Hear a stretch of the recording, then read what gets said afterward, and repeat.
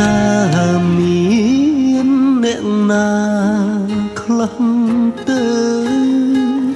ដែលមិនធ្លាប់ត្រូវ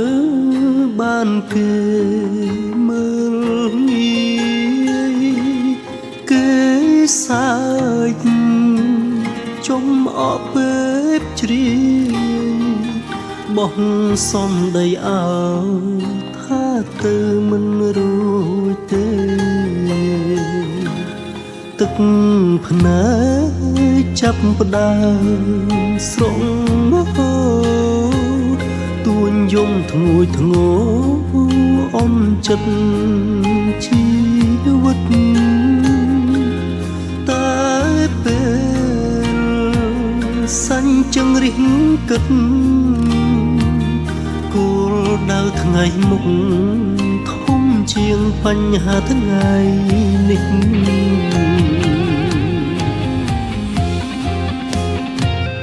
មានមនុស្សជាច្រើនកំពុងរងចាំពីแสงមនុស្សដែលយើងស្រឡាញ់បំផុតបើយើងមិនសួរមិនព្រមអត់ធ្មត់ពេលណាម៉ែពុកគ្រួសារបានធូរស្បើយអ្នកណាចង់ថាអីក៏ថាទៅព្រោះតែគោលដៅ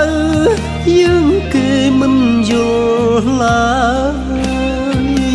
លំបាកថ្ងៃនេះសោកស្រួលថ្ងៃក្រោយល្មមដោះដូរហើយយកជ័យជំនះឲ្យបាន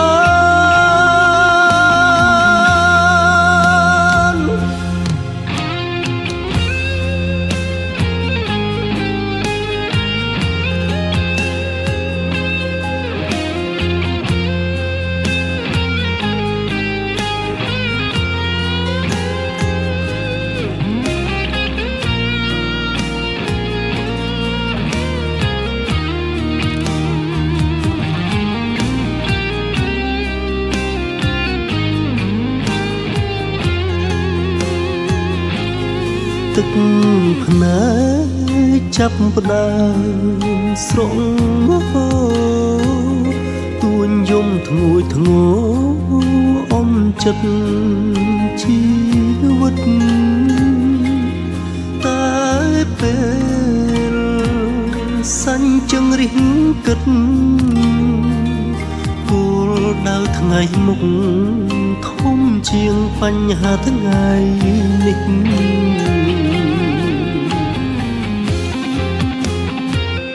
មានមនុស្សជាច្រើ